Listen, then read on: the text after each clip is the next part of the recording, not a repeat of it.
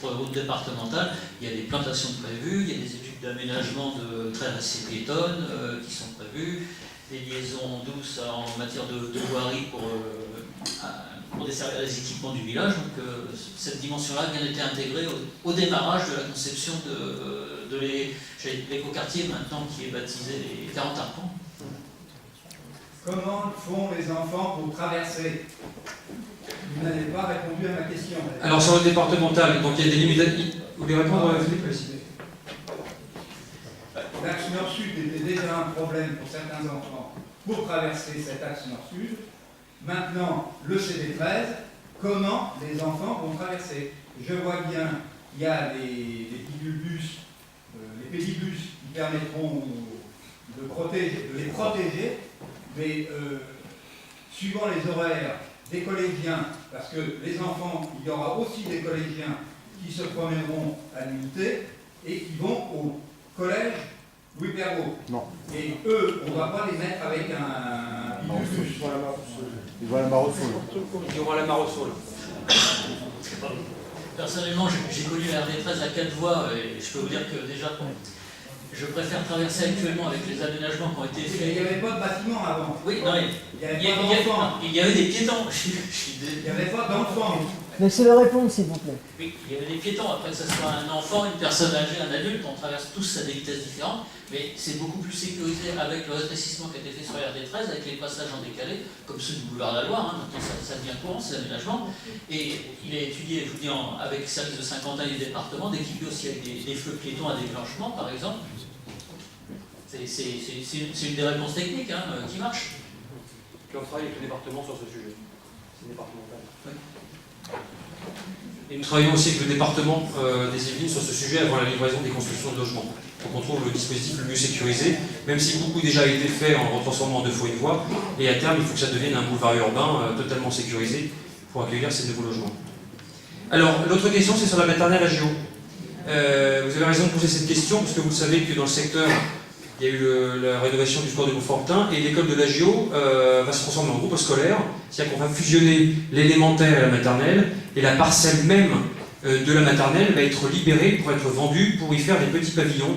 Donc je pense que là, au calibrage près, on a 2500 m², donc on pourrait en faire peut-être 6 ou 7 maximum, je pense, je vous dis ça à la louche. Mais en tout cas, rassurez-vous, ce seront des pavillons qui seront aussi hauts que les maisons environnantes, et il n'est pas question ici de faire du collectif comme on pourrait voir ailleurs. Il faut que ça reste dans l'identité du quartier. Donc ça aussi, ça fait partie, si on veut se projeter vers l'avenir, dans la vision que vous pouvez avoir du territoire, c'est-à-dire comment vous concevez vous-même la mutation de certains équipements, par exemple. Qu'est-ce qu'ils doivent devenir? Est-ce que certains équipements doivent muter? Est-ce qu'ils ne doivent pas le muter? Et s'ils doivent muter, est-ce que ça doit être du petit collectif? Est-ce que ça doit rester du pavillonnaire? Voilà, c'est à vous de nous dire ça aussi au travers dans les ateliers lundi prochain ou même ce soir. Donc voilà, pavillon sur la maternelle de la Géo. Et la vente du terrain va permettre d'autofinancer l'école de la Géo, parce qu'on a investi 4 millions d'euros. On aura des subventions de l'État sur ce sujet, mais la vente de la maternelle va nous permettre de financer davantage cette opération et de peser moins sur les deniers publics. Voilà. C'est parti. Et les circuits courts, Christian, vas-y. Tout d'abord, je tiens à vous remercier de cette question. En vous écoutant, j'avais l'impression de m'entendre parler à certaines réunions. C'est un souci que je partage également. Au jour d'aujourd'hui, ce qu'on peut appeler en circuit court, nous avons seulement des AMAP dans une des fermes du village.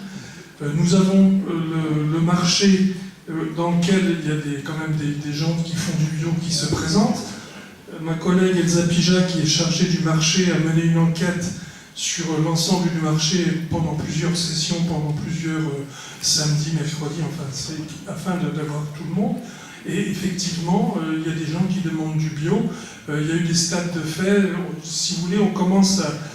avant de faire quoi que ce soit, on veut justement questionner, connaître les attentes des gens. On a eu aussi des enquêtes vis-à-vis des commerçants pour savoir ce qu'eux étaient prêts à faire, qu'est-ce qu'ils attendaient aussi, puisque il faut qu'ils soient partenaires dans ce développement. Donc côté marché, tout ça, c'est des choses qui sont en cours. Et donc, c'était rien qu'hier, on était en réunion où Elsa Pija nous a fait à tous les élus le compte rendu de ce qui s'était passé sur le marché.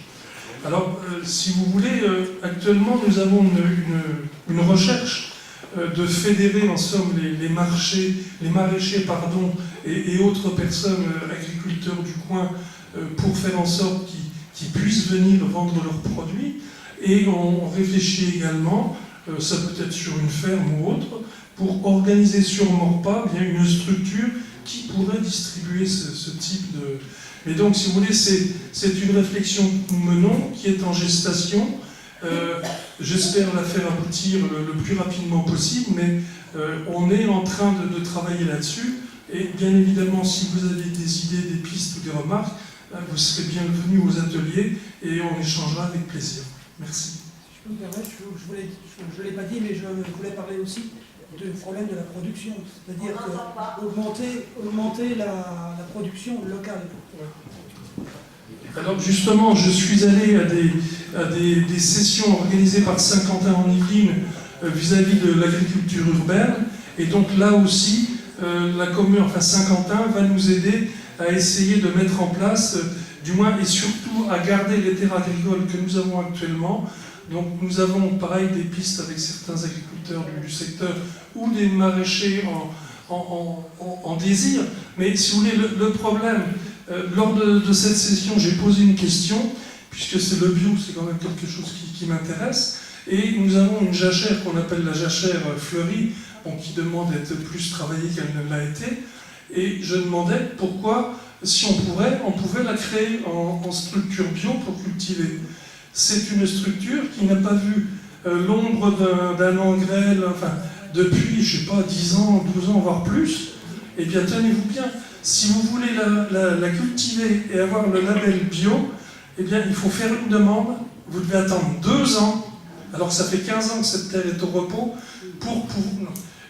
On marche sur la tête. Donc, nous, on a la volonté de faire des choses, mais des barrières administratives nous en empêchent pour l'instant. Juste une précision, c'est qu'on a aussi une épicerie participative qui vient d'ouvrir dans un local commercial rue de Brie, qui s'appelle le Chat Mime. Donc la première épicerie participative qui vient d'ouvrir, c'est une association dans le local privé. Donc voilà, il y a des initiatives aussi qui se font, comme les jardins potagers qu'on met en...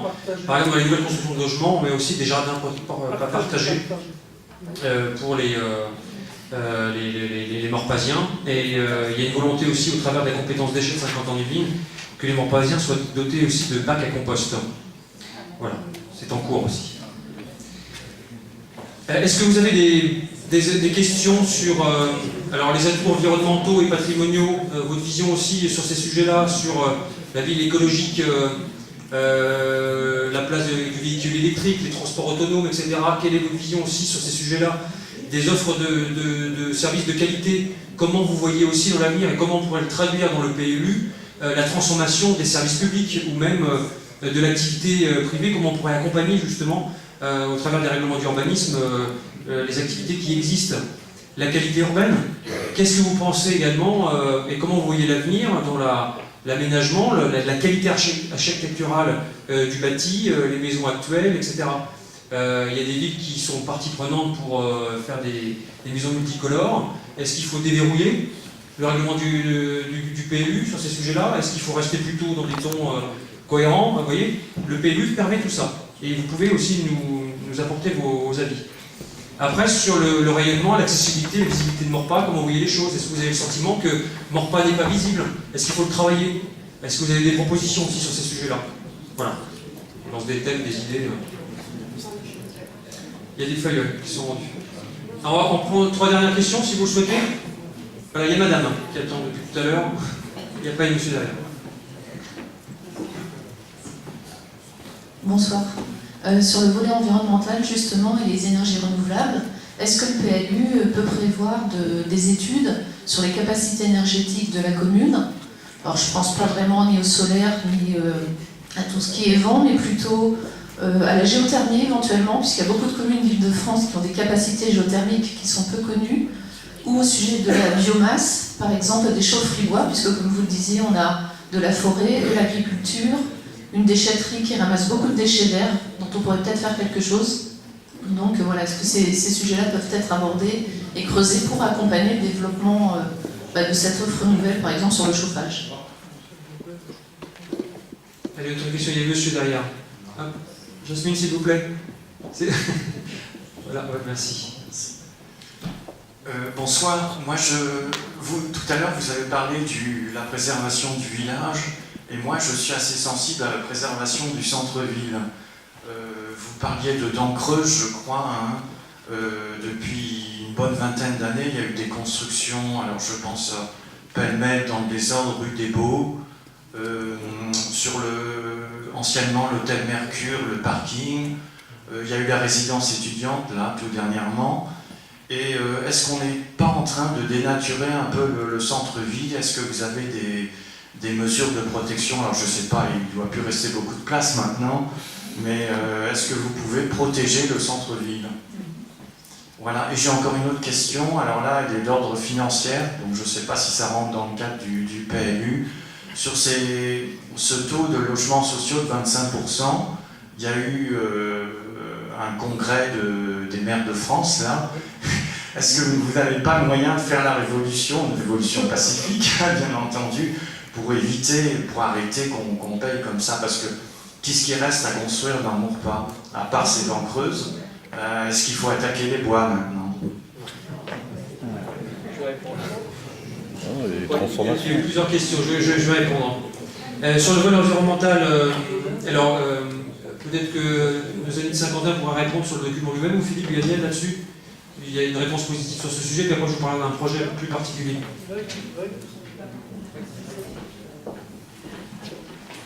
Je peux apporter une réponse au niveau de Saint-Quentin. Oui. Oui.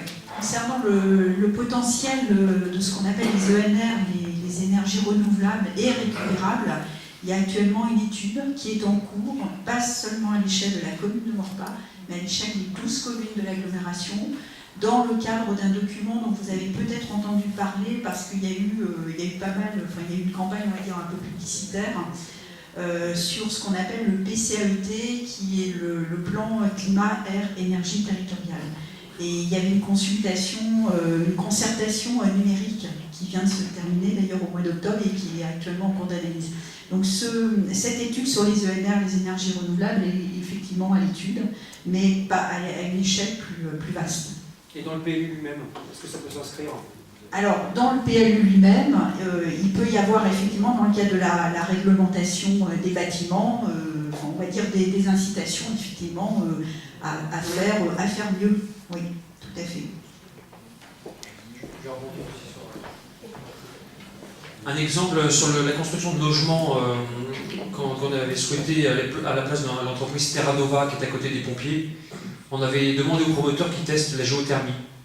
Malheureusement, pour une question d'équilibre financier, ça n'a pas été possible sur ce secteur, mais en tout cas on avait fait la demande et malheureusement ça n'a pas pu être fait. Et sachez également que dans le futur centre aquatique que l'on va construire, on aura une démarche environnementale très forte. Où on va justement essayer de voir s'il est possible de se raccorder aussi au système de chaufferie des logements aux alentours pour essayer justement de convertir les énergies et de tester aussi la géothermie si c'est possible. Donc on va essayer d'aller plus loin parce qu'en plus ce sont des bâtiments qui consomment beaucoup en termes de chauffage évidemment parce qu'il faut chauffer l'eau. Et donc maintenant il y a des dispositifs qui existent pour justement faire des économies d'énergie sur ce dispositif-là pour économiser de l'eau tout simplement et aussi consommer moins d'énergie. Voilà. Mais en effet dans le PLU on peut l'indiquer et le pendant du PADD dont on parle ce soir a une partie développement durable très forte qui en fait partie. Sachez aussi que on va développer ça fait partie aussi de la vision de territoire. Bon, maintenant, tout le monde le fait, mais c'est des places pour véhicules électriques. Il y en a 4 qui vont arriver l'année prochaine, plutôt en centre-ville. On va faire un test pour permettre aux Morpasiens, aux ceux qui viennent de l'extérieur, d'utiliser des véhicules propres. Et à l'échelle de Saint-Quentin, on aimerait aussi tester, mais c'est une volonté qui est beaucoup plus lointaine, les transports électriques aussi autonomes. Mais ça fait partie d'un projet de territoire et ce sera beaucoup plus long à tester. Même si je crois savoir que l'agglomération de Rambouillet-Territoire s'est déjà lancée sur ce sujet-là. Alors, monsieur, sur le centre-ville, c'est vrai qu'on parle souvent du village et son caractère à préserver, et qui est différent du centre-ville parce que le centre-ville est déjà urbanisé. Alors il y a la différence du village où, et on le voit bien, on subit aussi une circulation de transit. Il suffit d'habiter à côté de la rue du Petit Pont pour voir l'affluence, etc. Et donc, sur le centre-ville, on peut réglementer. Évidemment, le PLU, vous allez le voir, il y aura un règlement, et dans ce règlement, il y aura des zonages. Et sur ces zonages, ça détermine les hauteurs, ça détermine les volumes, etc. Et donc, on ne va pas, sur le centre-ville, densifier plus que ça n'existe, et c'est permis par le PLU actuel. Là, on lance une modification du PLU, par exemple. Il y aura une enquête publique qui va être lancée à la fin du mois de décembre, qui est en parallèle de cette révision-là, où il y a une volonté, par exemple, sur certains secteurs, de s'identifier parce qu'il y a un projet collectif et un projet de santé publique. Je pense au centre médical des Pyramides, par exemple. Il y a une volonté de le voir se développer pour capter des médecins supplémentaires, parce qu'on en a besoin sur la ville de Maurepas, on a une population qui vieillit, mais aussi pour une population jeune. Et donc ça, c'est des ajustements qui doivent être nécessaires. Parce que le problème, c'est que, comme je l'ai dit tout à l'heure, pas dans les faiblesses, si dans les faiblesses, c'est qu'on est dans les menaces, c'est qu'on est en concurrence. On est en concurrence malgré tout. On le sait que de toute façon, l'Île-de-France, elle est trop dense, qu'il faut décentraliser le pays parce que les transports ne suivent pas en même temps qu'on construit, etc. On est d'accord. Mais le problème, c'est qu'il y a la ville qui existe, il y a les villes aussi qui se développent, qui ont leurs propres projets politiques, leurs propres ambitions. Et si on laisse se développer d'autres villes sur ces secteurs-là, et nous qu'on ne le fait pas, c'est les habitants qui vont partir. Donc il y a des détails comme des politiques sur la santé qui peuvent être développées. Après, sur la construction de logements en centre-ville, je crois que le dernier coup de pelle, c'était la rue des Baux, où on pourra en discuter sur cette entrée de ville. Il y a surtout à requalifier en termes de transport. S'il y a une modification du PLU sur le centre-ville, c'est peut-être pour permettre des emprises, pour faire passer des transports en commun. Je pense par exemple à la station Total. Est-ce qu'il ne faut pas réfléchir entre nous à ce qu'un jour cette station soit déplacée pour permettre une ouverture sur l'entrée de ville, avec des transports en commun qui viendraient tout de suite s'arrêter là? Ça peut être une question. Ça a déjà été abordé avec 50 ans d'Yvelines, avec le transport en site propre. Donc voilà, j'ai besoin aussi de vos avis là-dessus, sur ces sujets-là. Mais en tout cas, sur le centre-ville, il n'est pas prévu de densification à la hauteur de ce qui est déjà permis aujourd'hui, étant donné qu'il n'y a plus rien, il n'y a plus de parcelles, ou alors il faudrait requalifier des immeubles existants et les densifier. Mais vu les coûts que ça représente, je suis pas sûr que les propriétaires soient d'accord. Vu le temps que ça va prendre pour rénover la dalle du Sancerrois qui est à côté, beaucoup de propriétaires, et à juste titre des couves qui sont partie prenante, je pense qu'avant de densifier des immeubles existants, de l'eau passera sous les ponts. Et question financière sur la loi SRU. Alors la loi SRU qui est un pendant aussi, qui n'est pas dans le PLU lui-même, mais on doit en tenir compte parce que pour répondre aux objectifs fixés par la loi, il faut qu'on construise du logement. Parce que sinon, c'est des pénalités. Comme je vous l'ai dit, l'année prochaine, on va avoir 300 000 € de pénalités, on a 17,5% de logements sociaux, il faut atteindre 25% d'ici 2025. Si je ne réponds pas aux objectifs triennaux, c'est-à-dire que si tous les 3 ans, je ne construis pas des logements sociaux qui ne sont fixés par l'État, la pénalité est multipliée par 5. Donc 300 000 multiplié par 5. Donc c'est de l'argent que on n'aurait pas dans le budget pour investir dans les écoles, pour payer la piscine, pour payer toutes les activités que vous pouvez voir, et donc ça pose des problèmes. Et en effet, au Congrès des maires, ça a été abordé, et on se bat pour que le périmètre de calcul de nombre de logements sociaux, puisque la compétence de l'urbanisme est à l'échelle de l'agglo, il faut qu'à l'échelle de l'agglo soit calculé le nombre de logements sociaux, et non plus ville par ville. Parce que si on le calcule au niveau de l'agglo, on sera à 38%.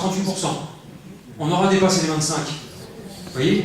La compétence, tout est parti à l'agglomération en termes de compétences, aménagement du territoire, urbanisme, plan local de l'habitat, mais le calcul du nombre de logements sociaux reste au niveau communal.